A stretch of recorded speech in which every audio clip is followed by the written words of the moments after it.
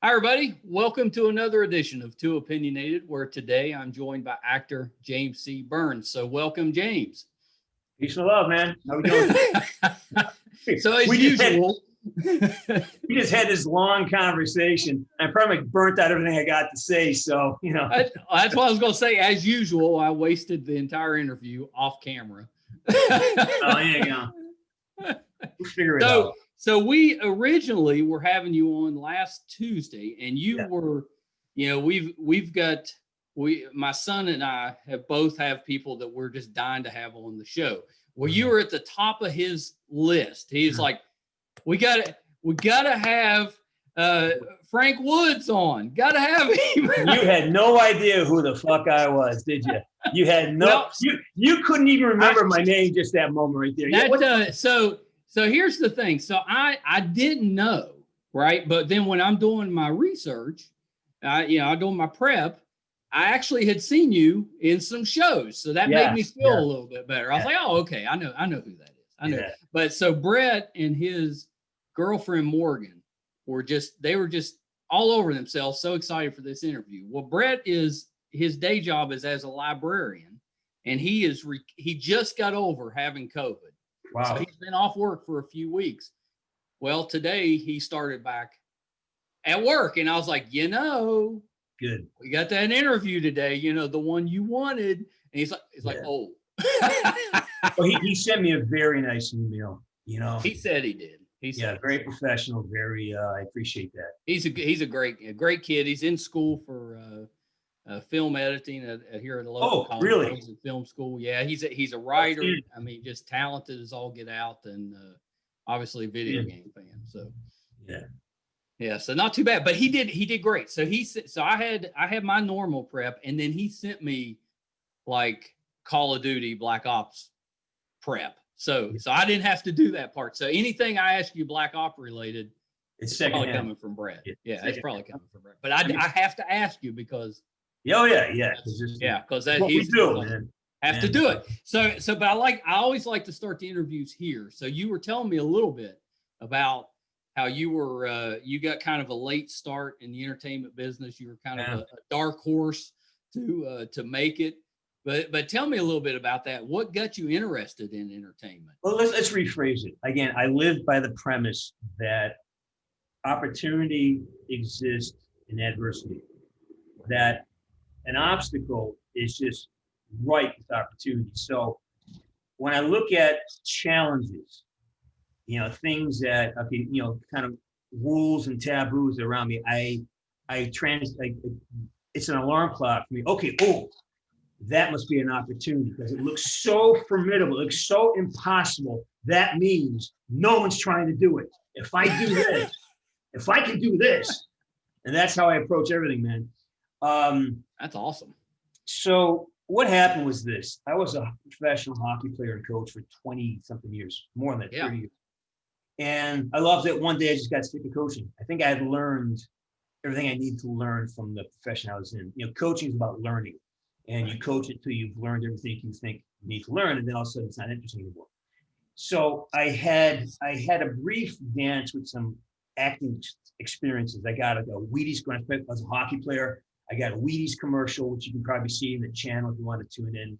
Oh, yeah. Commercial, it's pretty great. That's pretty awesome. And then, and I had done some commercials in New York, and I danced around the business, but I never jumped in both feet to try to make it work as a profession.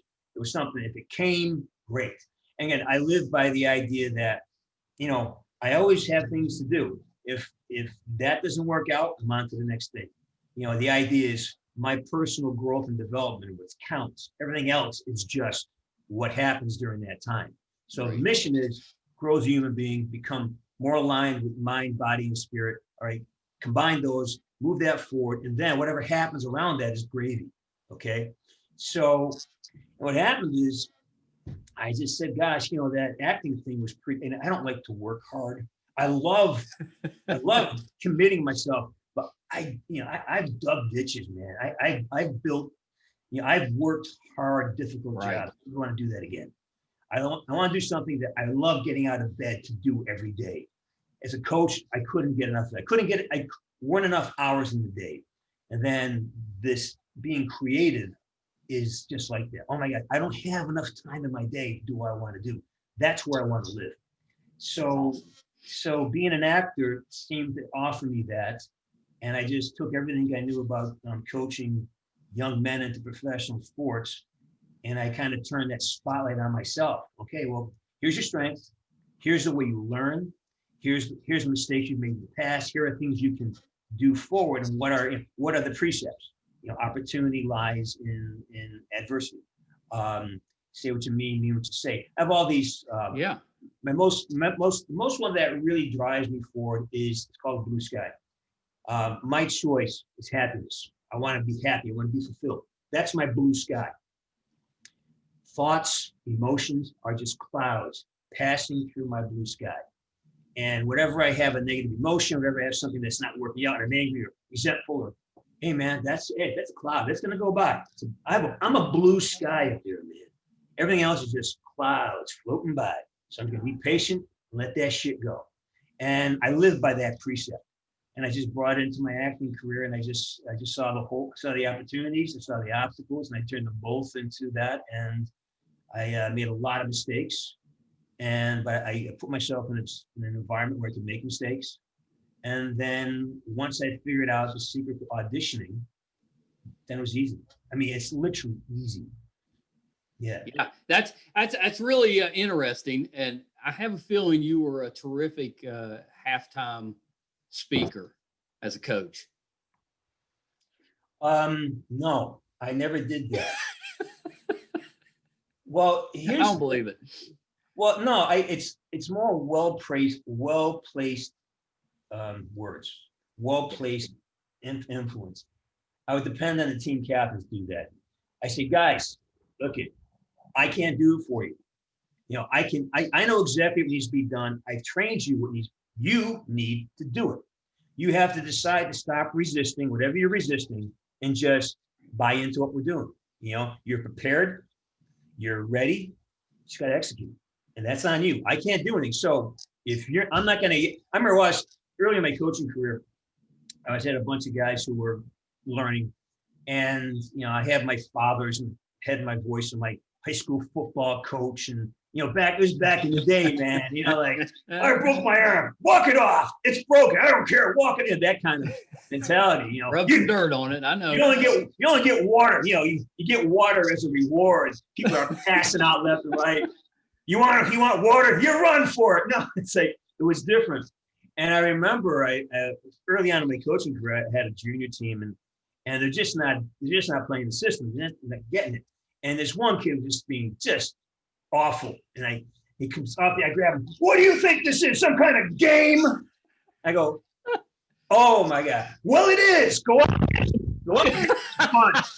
I caught myself. Wait, it's some kind of game? Wait, it is a game. Wait. It is a game.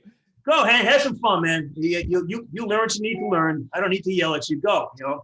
And that changed everything. Hilarious. It changed like that. It changed my entire. That's why I knew I had to be a coach, because I knew that. Oh my God, I was. You know, that's how do I do this differently than my predecessors did, than my family did. So I don't know how we got. So I don't know how the hell we got into that thing. I digress. I just assumed you could give a pretty good halftime speech. That's what it was. So what I would do is I put it on the players. Hey man, do you know what to do? And I used to always put things into the simplest forms. I go, okay, to learn any system, just count. You know, count. You have blue socks and you have blue uniforms. Look down the ice. If you see 3 guys with blue uniforms, who are you? You're man number 4. Man number 4 has a job to do. What's the job? Well, what aren't you doing? Are you counting? No, then count and do the job. If you look down the ice and there's no blue uniforms, who are you? You're man number 1. You go right to the puck. It's simple as that. I go, did you count? I love it. What number are you? Then where are you supposed to be? And then what are you doing standing here? Get over there. And it's that simplicity. I said, well, talk to yourselves about it. You're the ones who aren't, doing what you need to do. I can't make you better. I can't do it for you. I'd love to be 18 playing hockey again, but I'm not. So this is your turn. And I walk out and let them, you guys figure it out. You got a question, answer your question. You figure out the way you're going to decide to stop resisting what you know and allow yourself some greatness. You know? Yeah. No, I love that. So what's the secret to auditioning? You said you figured it out. Yeah, it's one theme through my life. Happiness, blue sky. Yeah. I stopped trying to get jobs. I stopped trying to make, again, this is something I preach to my players all the time. Don't worry about, doing it right. Just enjoy the game, because you can't make it if you're doing this. Do this for me right now. Squeeze a fist for me. Squeeze it. Squeeze. Come on. Squeeze a fist. Harder. Harder. Harder. Get limited, right? Yeah. That's the best you got. This is as far as you go, working hard.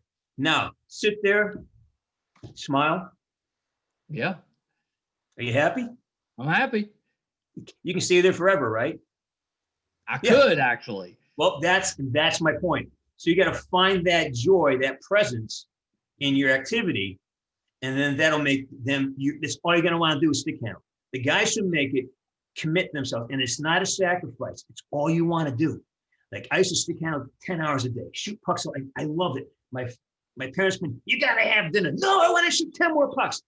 It's no one had to tell you to do it. They say, "Oh my God, I want more." You got to get greedy with life. You got to get greedy with knowledge and skill attainments and physical. You got to be greedy with life. You got to absorb things. So with auditions, I say, wait a minute, I'm doing the wrong thing. I'm trying to get the job. I have no control over that. I may be too tall, too short, too old, too young. I may be the wrong color, the wrong gender. There's so many things that go into getting a job that you have no control over. So what can I control? All I can control is my attitude in the room. How do I have the best possible blue sky experience in the room? And I started fighting for that. The only time I get upset is when I didn't fully maximize my experience. Oh, I left something. I wish I had done more. And enough of those disappointments, I can control those. So, oh, God, I was a little afraid. What happened? Okay, let's go in this time and let's do the whole audition with no fear. Let's just do whatever we want. No matter, I don't care. Just be fearless and don't worry about what they think. Just worry about my experience. And then you make some mistakes, but you slowly, you narrow it down and you find your groove. And now auditioning is one of the best things. I love to audition. I love it. It's one of the best things. Get another audition. Great. Let's knock this out. And you find joy. You find your blue sky, man. And I'm stealing that. Yeah, man. Well, hey, I didn't invent that. That's just Zen. It's a very Buddhist Zen thing, man. I hit the off fields. I lived at a Zen monastery for a while. I did some Jesuit work. Went to a Catholic high school. I studied shamanism. I studied a little bit of the Kabbalah. I done a little bit of the Quran. I mean, you gotta go to all fields, and then you realize it's all the same stuff. Right. I like it. What was your position when you were a hockey player? I started off as a defenseman, but I learned violence very early on. My father was a very violent guy, so I got rewarded for violence, and I became a human battering ram, which got rewarded. The tragedy was I was a really gifted skater. I could really skate. I grew up in the country. I rode a bike all the time, climbing trees, so I had a natural fitness about me because I grew up in basically on an apple orchard. So and back in the day, my mom, feed us in the morning, Saturday, 6 a.m., kick you out. Don't come back to lunch. And you were on your own, man. So you're playing sports. You're down by the river fishing. You're climbing trees. You're climbing rocks. You're chasing each other. You build a base of fitness. And then when it came to learning how to skate, there's some prosperity in my town, and there's outdoor rinks everywhere. So you could live on a rink and skate all day. And so by the time I became a very, really good skater. And, my father taught me how to be angry and violent, and that got me some places, but I couldn't sustain that. I'm only, 5'11", 190 pounds. I'm not built for combat. Right. Right. Don't you think that those times, because I grew up the same way. It was you were kicked out at dawn. Yes. You were allowed to come back to the door at lunchtime. You couldn't come in the house, but they'd reach you out a sandwich. Go have some water at the hose. Go to the hose and get a drink. That's right. And then you were allowed back in at you knew at dusk it was time to come home for dinner. And that was when you were allowed back in the house. But you learned all the sports, everything was physical. There was nothing that was sitting in front of a screen or any of that. It was all physical. And I always thought that's a better way, I think, to do it. Now, you ended up having the entire neighborhood would parent you. You know, it wasn't because you a lot of times weren't at your own house. So, you know, you got parented by a whole neighborhood. But Mrs. Fletcher fed me more peanut butter sandwiches than I can remember. You know, Jimmy, you hungry? Yeah. All right. I'm going to call your mother, tell her you're here. All right, we're playing baseball. Yeah, I mean, that was, you knew everybody in the neighborhood, man. Yeah. And my neighborhood went for miles. Like I was 6, 7 years old. I'd jump on my bike and I would ride 5 miles to the park and no one think twice about a 6-year-old kid on the bike there. Yeah. You know, and everybody had a bike. You get on, you play some softball, get in a fist fight, you know, and hit the swings. You know, you always had things to do, you know? Yeah. It's pretty good stuff. So I was looking at your IMDb page and it was cracking me up because I know you you had to have written the description, but I love the part about the rock band or the band. Yeah. And you just kind of mentioned that it didn't go anywhere or it wasn't very, I can't remember what you said. They weren't great. That was it. They weren't very good. We weren't very good because we weren't very good.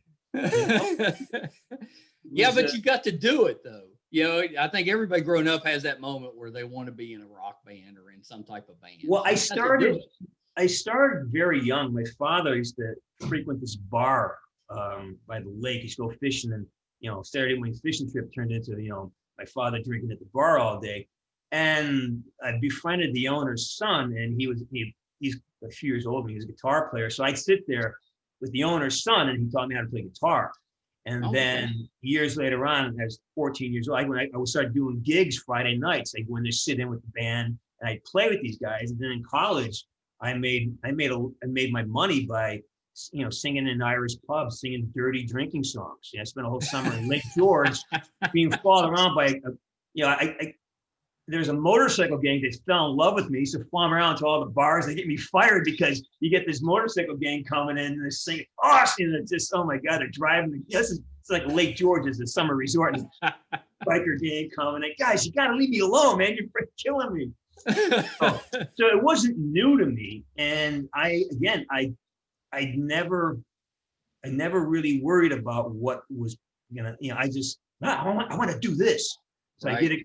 I'd be in New York, I just get up on stage and just grab my guitar and start singing something, you know, and I always wrote music because again, we had one record and a record player. There was no, you know, the radio gave you 7 songs and and you know, you never told your father what station to put on the radio. No. You shut up. No, that's right. Too. You know, you do not get any power in the house. And and I was in New York, you know, in between my hockey stints, and I just decided, you know what, let's go hit some open nights. I just liked doing it. It felt good to be up on stage and just kind of fooling around. Yeah. And that just led to meeting up with, I was dating this girl, her mom knew this drummer, and I had a few bucks from hockey, and I financed a band, and we, you know, actually, we did open for Joan Jett and Billy Idol at a concert that held. Pretty awesome. Okay, we weren't terrible. We did okay. We weren't terrible, but we were sustainable. But I just became something where I didn't know how to manage it well enough. You know, people are, you know, a lot of musicians can be desperate. And back then drugs were an issue, and we lost the bass player like a month into we actually had a nice little tour set up, and we lost our bass player. He died in a hotel room from heroin. And then that was just a downward spiral from that. And I didn't know how to manage that. I said, you know, hell with this. I'm going back to hockey. So I went back to the end of the year hockey. Yeah, that's a lot. That's a lot to manage. I think that happens to a lot of bands. It's just it becomes too much. You know, I finding that most of the best work I do comes from the trauma of childhood. So I think most people who get into the business are there with a lot of them, not most, but a lot of them are there with unresolved trauma, unresolved issues, dysfunction that kind of bubbles up. And unfortunately, if you don't get that stuff under control, it will consume you. Yeah, yeah, for sure. So I know we got to talk about Black Ops, or Brett's going to shoot me. But I did want to mention that you were on LA's Finest. Yeah. Let's see, Gabrielle Union and Jessica Alba, which is it's kind of like a Bad Girls, I guess, kind of like a take on Bad Boys. Yeah. But how did that role come about? Audition. Yeah. Just an audition. Sure. Well, and you were like, when I was growing up, one of my favorite shows was the 70s version of SWAT. And you got to be on the new version, which I thought was pretty neat. Again, small role. It wasn't, it's like, I call them my waiting jobs, my waiter. That's how I make a living. These little, I'm on SWAT. I mean, I've done dozens of these small guest stars and co-starring roles, and it's way to make a living, man. It's just easy money. Hit your mark, stay your line, go home. Yeah. Well, it gets you known a little bit. It does and it doesn't. It's a strange place. I mean, again, I'll contradict myself 20 times because remember, I live in a world of contradiction. This is, we're trying to be realistic in imaginary circumstances. Right. It's just so the idea is that if you get pinholed as only a one-day guest star kind of actor, or you get pinholed as a co-star only, that's all you get brought in for. Getting the visibility to come in for series regulars or big recurring roles, that requires another set of circumstances. You really need to be, you get paid for two things as an actor. You get paid for your ability to tell a story, to take the story from point A to point B. You can do that with consistency and with some skill. You can make a living. Right. The other thing you get paid for is your ability to draw attention to a project. That is a career. If I'm the reason people are coming to the movie, then I have a career. Then people are going to want to hire me because remember, it's a business. It's an investment. People want their money back. People, who are you going to have? You have James C. Burns or George Clooney? Well, I'd hire Clooney. You know what I mean? You just, you're going to put people in the seats. I've been in a lot of movies and they've been successful for what they are, but the ones that people get to know, the household names, that's an animal that you need to become something. You need to have a reason. You need to be the reason that TV shows being made. You need to have a name that attracts the audience. Other than that, you're a gun for hire, which, hey man, I love what I do. I get paid to have fun. So yeah, I'll take that 3 lines on SWAT. I get shot every year 4 or 5 times. I get shot, I get beaten up, I get thrown in dumpsters. I'm your misogynist, I'm your racist, I'm your cult leader, I'm all these things. And I say, thank you. Thank you. You're paying my rent. Thank you. Yeah, that's not a terrible gig. I have another rule. Be nice, don't steal anything. So go to set, be nice, do what you're told to do, don't steal it. And that's not just like stealing crafts. I mean, that's like, don't steal lines, don't steal attention. Right. Don't steal any, don't inject yourself where you know where you belong. Know your place, know your role. Hey, I'm a position player. My job is to my job is to get in the corner and dig the puck out. I'm not the scorer in this one. Again, this is my hockey coaching coming out. Your job, get in that corner, dig the puck out, give it to the star, let him score. That's your job. You do that, we're going to win a lot of games. But if you start worrying about scoring goals and that's not really your thing, then all right. And if the goal scorer starts digging in the corner and fighting, I go, no, that's not your job. Wayne Gretzky, you're not a fighter, okay? Patrick Kane, score goals. Don't go in the corner and fight. That's for other guys to do. So you got to know your place, and it's all got to be the same thing. The guy who scores goals has got to be understanding he doesn't do that without that guy in the corner getting him the puck. Yeah, no, I like that. I like that. So So Call of Duty Black Ops, how did that opportunity come around? Obviously, that's voiceover work, but what brought that along? There's a whole video on my YouTube channel that says how I became Woods. It's actually because I get this question all the time. It's been 11 years. Basically, it was I almost didn't take the job. I got invited to audition for untitled video game. They were looking for somebody, an actor who had weapons training, stunt training, and basically looked to sound like me. So I went in, and it was just a shit show of an audition. They had no idea what they were doing. And I was just like, are you kidding me? And at that point in my career, I had done hundreds of student films, and I just could not do another crazy, unexperienced production. I appreciate the opportunities because I learned a lot, but I want to grow past that. And then they had no idea. They had no dialogue. The guy didn't know where to put the camera. I said, okay, so I go, wait a minute. All right. So I use my motto, how can I maximize my enjoyment? I go, you know what? I'll run the audition. You put the camera over there because you're only going to see my ear from there. You get my face, lower it. You do this, you do that. Now, and that they caught all that as part of the audition. It's awesome. me being kind of a dick about things. And then they gave me, so I get a call, and I really didn't want the job.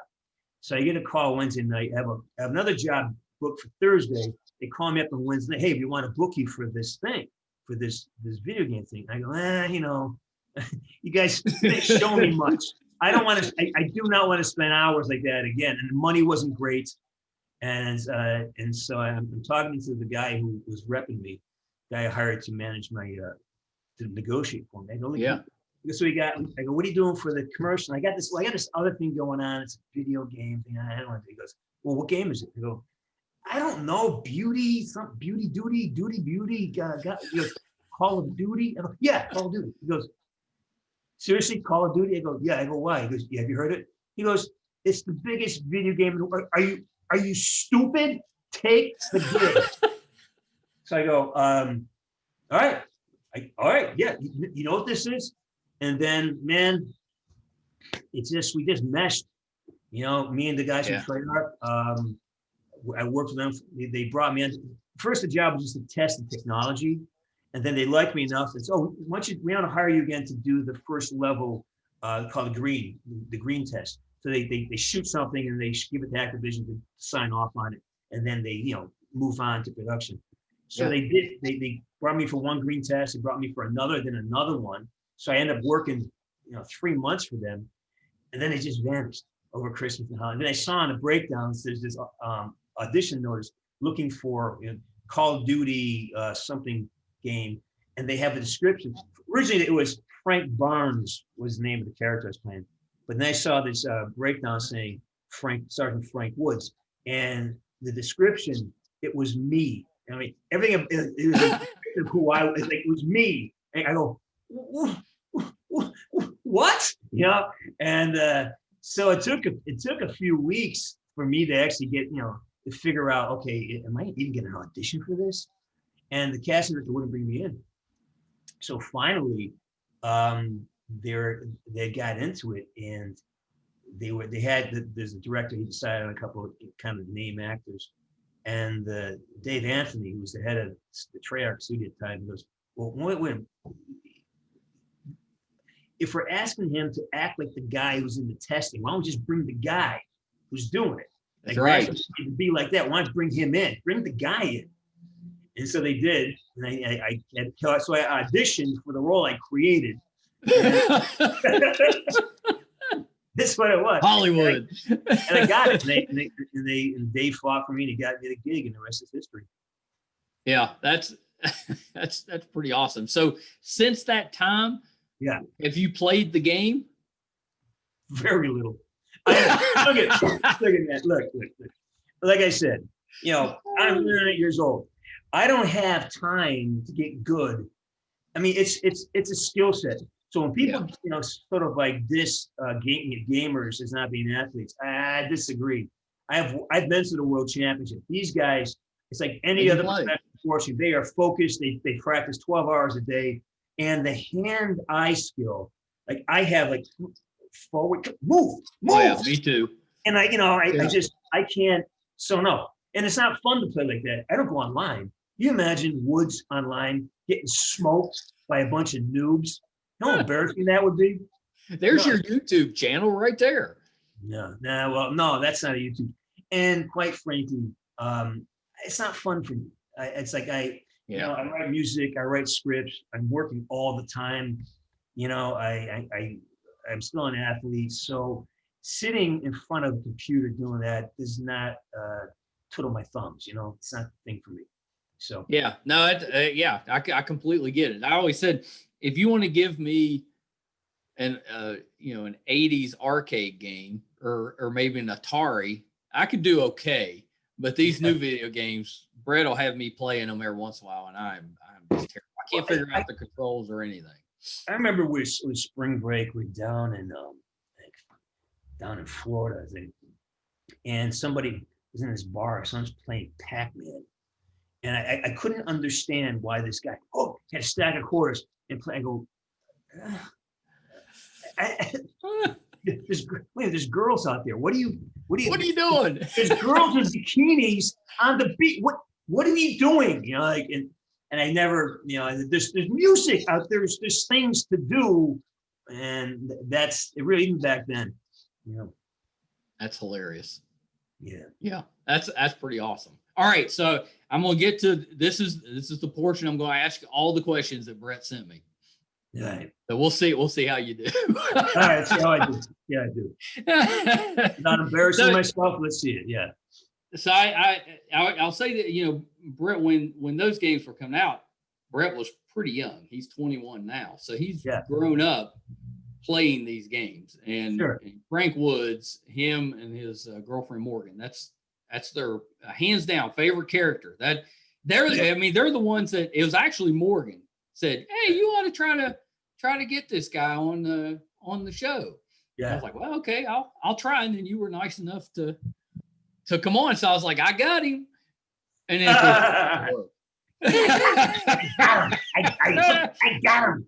I got him. So, okay. So, do you have a most memorable moment of the series or a favorite scene that you had to voice in the series? Again, I have two answers to that. One is, it is, for me, it is one long narrative. It's like the 11 years it's been nonstop for 11 years, and blessedly so. So it's all one long, great memory. But the most profound memory I have is from Black Ops 4, actually. Dave Anthony, who was the creator and head of Treyarch, we have a very symbiotic work relationship. He brought me in as a writer. He brought me in. He infused my ideas, and he let me. Him and Activision let me put my stamp on his characters. So, and our working relationship is just spectacular. It's just fun. It's the most fun I think I've ever had doing anything. Yeah. And we'll do a session, and it's like, you would think we were enemies. Like, that sucked, mate. Do it again. Like, I go, who wrote this shit, Dave? You know, we just had this banter, and you know, we're like best friends. And so, just two good buddies trying to get the best product. And when the session was over, I remember both of us sitting there up back in the studio, you know, having a beverage, and neither one of us wanted to go home because it would signify the end of the project. And I remember sitting there like, I don't want to go, man. It's like, I'm ready to be in tears. This is the most fulfilling thing I've ever done. Oh, that's great. And he goes, likewise, mate. He goes, I go, the minute we get in those cars, life happens to us. But right now we are in this bubble that will never be here again. Right. It may be different, but this one was so special. This was like, and we both like just couldn't leave the table. I want this moment to last forever. This is the most fulfilling thing we've ever done. You know, the level of connection, the level of collaboration, the level of trust, the level of unity, the level of success. You know, that we never have this again, and to end it, just want to, you know, is one of those moments. So that to me is the apex moment. Yeah, I mean, that's awesome. That's exactly what you would want. You know, Yeah, you want it to be hard to put into. Did I see that you helped a little bit with the writing on 4? yeah. I wrote all the dialogue for Woods and Black Ops 2. That's awesome. I wrote some of the narrative for some of the narrative. Most of the dialogue was mine. And Black Ops 1 had a lot of one. They gave me. I was too ignorant of the size and scale and scope of the video game industry to be intimidated. So I just came in kind of cocky, like, let's let this rip. I'm not saying this shit. I'm going to say this, a little disrespectful, to be honest with you. But hey, you know what? And that's Woods. Like, he's irreverent. You know what? Woods would never say this. I'm going to say this. There's batshit. Where's my? All that is improvised. And so it got to the point where I kept giving the level directors issues. Like, no, I'm not saying this. And then they call Dave up and they say, Dave, and he's okay. What's he want to say? Oh, that's good. So fine, just look at just whatever he wants to say. Let him say it. And then he finally brought me. So let's go over the script on Monday. So we shoot it on Thursday and Friday. And I sat down. I got to fix this. No, not this. And then that's how we worked for all Black Ops 2. And Black Ops 4 came around. He approached me. Look at it. I want you to write the entire specialist, because I'm a coach. So they wanted me to write the specialist HQ, the training for the game. And so I wrote all that. And it's crazy dialogue. It's fun. And then he gave me, I participated with him in writing some of the Easter egg narratives. That whole scene where he goes, it's you in the box. It's always been you. That was, I got to write that. So I got to write a lot on that. I wasn't the only writer, not by any means, but a lot of the stuff that Wood says in the scene, the cut scenes, and all of the specials HQ was my doing. The insanity that came out of the HQ stuff was just awesome. And there's so much stuff, and it's really funny. I'm really proud of that. You're actually Frank Woods. He's you. Well, I think he is. For me, I've always figured that it's a spectrum. Okay, so basically, let's say there's a certain characteristic that I have. Woods may have that, but he's on 10, as opposed to me being on 5. He's on 10. So yeah, it's me, but it's versions, it's amplified versions of me. I've never killed anybody, so I can't. But I have been in a fight and won and lost, so I understand that. I've been in danger, so I can kind of move my experiences around. I've been shot. I've been stabbed. Yeah. I've been in jail. I've been victorious. I have been defeated. So we have all these experiences very easily laid in, and then once they let me write for myself, then the speech pattern, Woods' speech pattern, is my pattern. Like the word dipshit. All right, that's not just me being funny. That's a guy named Corey. I can't remember his last name. He's my boss on the road crew. I did a road crew when I was in college, right? And just an awful job. Just digging tar, and I hated it, right? I'm a college-educated guy, and I'm digging tar, and he hated me for that because I was going to college, and he goes, and you move like you're dipped in shit, So when I use the word dipshit, it's actually thinking about this guy Corey. Hey, dipshit. So there's a level of vitriol and humor and acceptance. So when every time Woods calls someone the dipshit, there's so much. It's not just him trying to use potty mouth. It's an expression of affection and critique and enthusiasm as well. Hey, come on, dipshit. Let's move. You're messing up. Let's get it going. So it's never shaming or insulting. It's like, come on, dipshit. Let's make, there's depth to it. I like that a lot. I like that. Okay, so let's see what he's got next. Okay, this is specific to the game, so I don't know if you'll know the answer, but this was a question he had. How did Woods survive Black Ops after the grenade, which I think is when you went out the window? I'm disappointed in your research. There are 2 videos on my channel dedicated to explaining why Woods survived that. There's a whole 5-minute. You need to be diagrams Brett's research with Venn diagrams, and descriptions, and then there's a video committed to explaining the idea of why the science, explaining the science as to why. Well, you got to treat me like a noob, so you have to. All right, what happened was explain to me.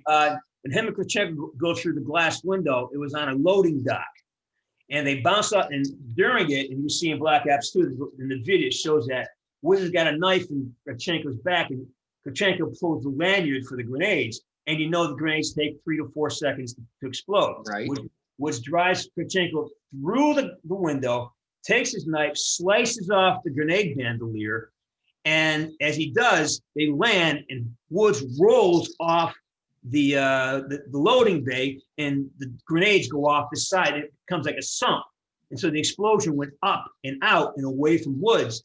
And all right. So both Woods and Kurchenko landed on the other side of the loading dock, and of course Woods, was at the bottom of it. And Kurchenko came to first, and that's how he got stuck in prison. That's what I said. I had it. Yeah, and then I have a whole video explaining how a sump works. So, all right, now I have to get in there. See, this that's just poor preparation on my. Yeah, I'm insulted. What's up with West Virginia, anyways? I don't know. Apparently, we don't do our research. Do you know where? Okay. you know where Grundy is? Grundy, West Virginia. Grundy, West Virginia. I don't think so. Isn't there a town where Tennessee and West Virginia meet? And the town is split right down the middle. Like on one side is Tennessee, the other side is West Virginia. I believe that. Let me think. Is that maybe up near Martinsburg? Maybe. I think the university is not far from there. Okay. Yeah. Anyways, it's not far from there. I did a movie there a couple years ago. Oh, okay. Okay. So wait, are you talking about up near Morgantown? West a little Virginia? Bit, yeah. Yeah, up in that area. Or is it Grundy, Virginia? No, West Virginia is coal country, right? It is. Yeah. So it's called Grundy. Small little town. I'm gonna look it up. Small. Once upon a time mining town that kind of hit its decline, and then there's a flood there, and everything's up on stilts. It's interesting. Yeah, I'll look it up. That happened to a lot of towns in West Virginia. Sure. Well, I'm from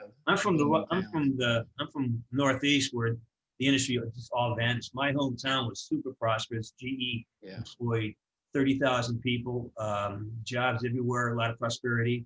GE left for Mexico and other lands, and then there's no industry left. So it's like the same thing. The industrial East has the same experience as the coal mining, southeastern seaboard. So, it's hard to see. It's hard to, especially if you grew up, and kind of watched the decline. It's tough to watch. 100%. Yeah. So did you get a chance to work with? There was a lot of fairly well-known actors that voiced some of the characters. Did you get to work with any of them? You mean like Sam Worthington and no, they came in after the fact. The guys I worked with were marvelous utility actors. And Andrew Hawks, who I worked with on everything. He played a number of characters. Plus, he had voices in the game. Great, really good actor. I can name Jeremy Dunn, who's like the king of mocap. This guy has been doing. He works more than anybody as a mocap. He doesn't know who he is, but he's just a utility guy. And he shows up and he's a mocap pro, and he's always there. He played old man Woods for me. And then Emerson Brooks, who is a pretty well established actor now on TV, he did Bowman. And so all those guys came in later basically came in, ended the run, and they just dropped their voices on it. So no, I was never in the room with any of those guys. I I briefly met a couple, in the studio, but I really don't have any relationship at all with any of the stars. Yeah. So this next one, I'm nervous to ask after the debacle of the windows. So I'm going to ask. So why was Woods not able to kill? Let's see, Menendez and Castro.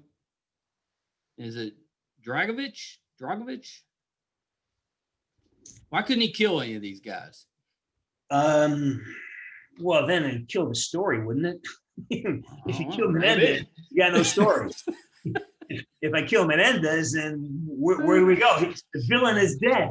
The end. Basically, that's the reason. You can't kill your villain off. Castro, again, it's just narrative. You know, there's no real. Remember, it's like a movie. It's like a mini series. That's right. You have to keep the story moving. You have to keep the story moving. So you if you kill off your adversaries too soon, where's the conflict? Where's the interest? And you know, it's also it creates character. You know, Woods has got this unfinished business with Castro, unfinished business. It makes you motivated. Yeah, it drives the character. So it really is. It's just plot devices. Hate to ruin it. It's just a plot device to keep. Yeah, no, it makes perfect sense. Okay, so I've got he listed these as rapid fire, so I don't even know what they mean. So you just you'll have to tell me. So Mason or Bowman? Oh, Mason. All right. Alex or David? David. Okay. Do you have a favorite Black Ops game of the versions? No, they're all one long game to me. All right. Now this one is of the actors that played Hudson. Do you prefer Ed Harris or Michael Keaton? Ed Harris. Yeah, both of them great actors. But Ed Harris pretty awesome. Ed Harris, yeah. Yeah. Okay. And then the last one is a zombie question. Do you have a favorite zombie version? I've only played one, Transit. I've only played one, so right. It'd be Transit. I'm guessing Brett's is probably 5. That's the only one I've played because I think that's the one that you can play the president. I think zombies were. I don't know what that question means. It could be. There's a number of storylines with zombies. I've only played Transit. I canvassed tirelessly for Treyarch to put me into zombies. I would love to have been in zombies. They need to do that. The new ones in it, the new guys in it. Oh, come on. Yeah. A lot of lost opportunity there. We want classic Frank. Well, it's just the difference is this. You know, the new guy did a good job for what they asked him to do. They asked him to come in and basically recreate what I did, and that's a tough. That's tough. Yeah, that's tough. But it also they gave up 11 years of experience. I wrote for this guy. You know, I am this guy basically. Right. So this dialogue just falls out of me, and I don't have to work at having a deep. You know, I sound like Woods. This is my voice. Yeah. How I talk. So as an actor, you pile on these adjustments and you lose something. Where I just, you know, and there's lines that I would Woods wouldn't say that. Let me say this. It's so much better. Yeah. And also, they lost the connective tissue that I brought. Like, instead of saying Perseus, like you connected to Odysseus. I have all this information in my head about the characters, the story, the community, what the fans like. I know what makes them tick. I know why they like the word dipshit. I told you why. I know why they like the irreverence. It's the irreverence. Right. So I could bring that to the story, but they chose to go a different direction. And I don't know why. It's a mystery, but I am neither bitter. I'm neither resentful. I'm just grateful. I'm just grateful that they gave me the opportunity to put my stamp on this guy. And quite frankly, the fact that they're trying to imitate what I did, that's flattering to me. Like, wow. It is. That's exactly right. So who knows what again, you never know what somebody's reasoning is. And they may have some grand plan. I don't know. So I can't ever hold a grudge against anybody who gave me such a great opportunity. It's impossible. Yeah, that's a terrific outlook. Okay, so yeah, go ahead. I was going to say before we wrap up, because I know we're getting close. I promised Morgan and Brett that I would ask. So it's Morgan recently had a birthday, and the two of them are celebrating an anniversary together. Yeah. So they wondered if, as Frank Woods, you could wish them happy birthday, happy anniversary. What's their names again? It's Morgan and Brett.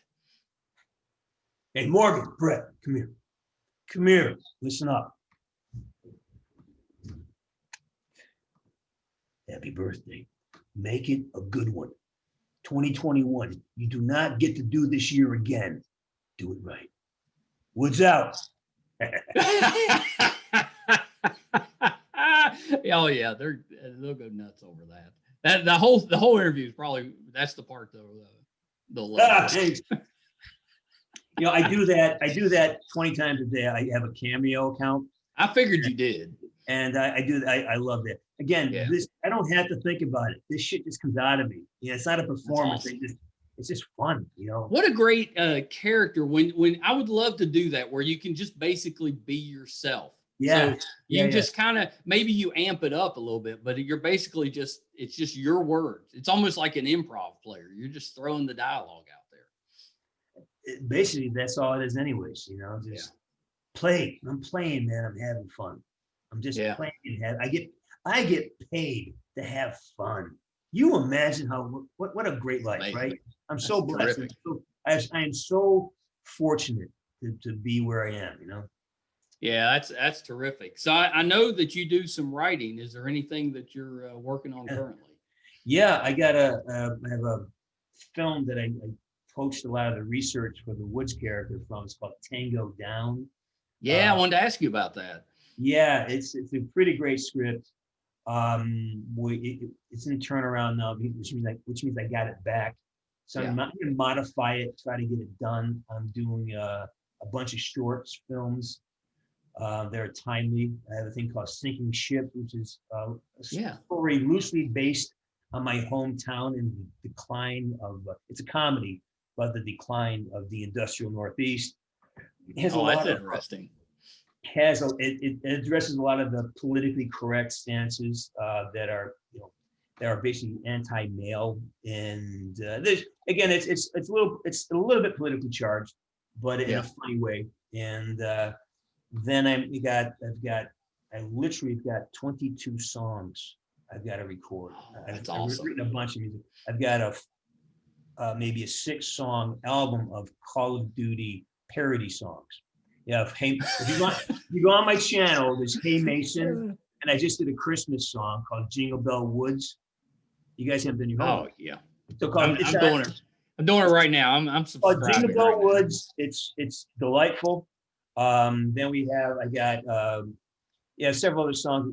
It's just it takes time to do these things, and I'm doing new content. Yeah. I'm doing new content for the show. I do my live stream. I got Sarge's Coffee, which is sort of a mentoring program I started on Tuesday mornings, and we're setting up a coaching mentoring platform. Nice. Piece. So we're doing a lot of that with the community right now. And that's a lot of creative work, and that's writing. You know, I probably crank out one. I just dropped a little video last night called Woods versus Woods, the Real Cold War, and it's just. I have this thing where I do. It's called Replaced, where basically it's me and Woods in the same room talking to each other. Yeah. And I don't know who you dislike more, me or and it's just fun stuff. They're about a minute and a half long each. Little snippets of. I love that you're just having a blast with it. You should see some of the videos, man. There's a lot of fun. I just subscribed, so I'll be watching them. There is the whole onion debacle. You know, you can call that. Okay. There's a whole thing of onions, you know, and Woods is not an onion. And it's I got so there's this whole world of it's just frivolous, and it's fun, and it's tongue in cheek, and it's me reminding myself not to take myself too seriously, you know? Yeah. And that's just under James C. Burns on YouTube, right? No, it's Sarge's Corner. Sergeant's Corner. Oh yeah, I see it right behind you there. Yeah, Sarge's Corner. James C. Burns is that's my my acting demo website. Oh, gotcha. That's pretty much private, but you go to Sarge's Corner. It's called Sarge's Corner. Yeah, Corner. That sounds awesome. And that's the YouTube channel. So come on, but go to that one. That's where all the fun is. All right, that's where I'm going. I'm going. I know Brett and Morgan are already there, but that'd be great. I'll check it out. Well, James, thank you so much. This has been a real pleasure. Great, man. I was very pleasantly surprised that you guys reached out, and it was fun, you know. And please, Invite your viewers to come over to Sarge's Corner. Absolutely Live will. stream every Thursday and Sunday at 3 p.m. Sarge's Coffee is Tuesday mornings at 8 a.m. This is off Pacific Coast time. Subscribe to Sarge's Corner. We do a lot of giveaways. We did a stocking stuffer for Christmas. So we have a lot of fan participation. There's a Twitter channel. It's James C. Burns, and it's Sergeant Frank Woods on Twitter. And there's the cameos, and there's all kinds of stuff. Just go to Sarge's Corner. That's the hub. And oh yeah, that sounds amazing. Especially if you're a Call of Duty fan, that just sounds amazing. Yeah, let's play. Let's play. That's what we need. We got to find a role for Brett. We got to get him in there. Get him on Sarge's Corner. Hey man, I have a thing. I invite contributions. I love helping new channels get along, move up. I love doing that. That's fun for me. Yeah, well, that's terrific. Well, sir, thank you so much. Real pleasure speaking with you. Yeah. And please at some point come back. I know Brett still wants to talk to you, so let's do it again at some point. Love to. Good luck. Yeah. Everybody, yes, sir. All right. Out. Yes. So that was James C. Burns, aka Frank Woods, and he was awesome. So I'm not a gamer, but he made me want to go play Call of Duty. And I won't try to figure out why in the world you'd want somebody else to be Frank Woods. He obviously is Frank Woods, but I'll leave it at that. That was just a blast. Talented guy. I have no doubt that he is a good musician, a good actor. I've seen him in a few things. He's pretty good. I know the roles have been kind of small, but pretty good, and outstanding writer. So definitely a big fan of his now. So that's kind of cool. Brett and Morgan were exactly right. He was amazing. And hopefully we'll come back real soon. So thank you everyone for listening. Always appreciate that. So fun to spend a little bit of time with you several times a week. It's awesome. Please check us out on Facebook under MeisterCon. You can find us on our website at meistercon.com. Please go to YouTube and subscribe, or if you're watching this video, subscribe. There should be a button up in the corner up there. Subscribe, please. We'd really appreciate that. It's under MeisterCon Pod on YouTube. And you can also help us out. We're in the studio, and we are in the process of doing a little renovation, fixing it up a little bit. Hopefully, we'll be able to kind of reveal that fairly soon. Could use some help. You can go to patreon.com/MeisterCon. We'll give you some early access, some bonus material for your trouble, and appreciate the help. So until next time, thank you. Bye.